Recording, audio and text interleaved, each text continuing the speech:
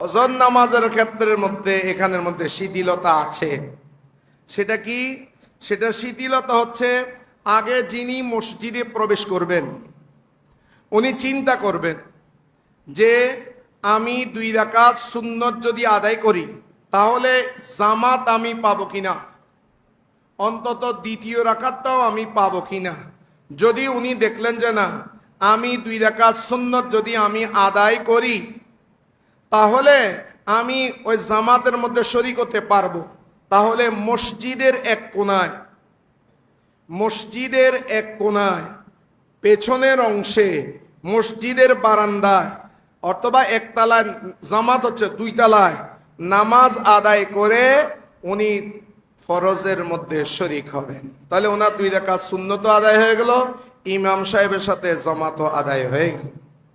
আর যদি দেখেন উনি 2 রাকাত নামাজ সুন্নত পড়তে গেলে ইমাম সাহেবের জামাত শেষ হয়ে যাবে, সেই ক্ষেত্রে উনি 2 রাকাত সুন্নতটা এখন পড়বেন না, উনি জামাতের মধ্যে শরীক হয়ে যাবেন। এখন জামাত শেষ করার পর ওনার তো 2 রাকাত সুন্নত বাকি, কি করবেন? উনি সেই অবস্থার মধ্যে বসে থাকবেন, বসে তসবিহ, তাহালিল, কোরআন শরীফ ইত্যাদি পড়বেন। যখন সূর্য উদিত হবে তখন তিনি 2 রাকাত ওই সুন্নত যেটা ফরজের মধ্যে ফজর নামাজে পড়তে পারেননি সেটা উনি আদায় করবেন। এটা হলো শরীয়তের মাসআলা। এটা হলো শুধু ফরজের ক্ষেত্রে, যে ব্যাপারে ইমাম আবু হানিফা, ইমাম মুহাম্মদ, ইমাম শাফি, ইমাম আবু ইউসুফ, ইমাম আউজাঈ, ইমাম ইব্রাহিম, ইমাম সুফিয়ান সৌরি ওনারা এই মত পেশ করেছেন। আর একদল বলেন যে না, যখন একামত হয়ে গেছে ফরজের মধ্যে তারা শরীক হবে। তো যারা বলেছে একামত হয়ে গেলে ফরজের মধ্যে শরীক হতে হবে তাদেরও তো দলিল আছে। এটা আমার হাদিস শরীফের আলোকে আমাকে ব্যাখ্যা করতে হবে। তাদের দলিলটা কি?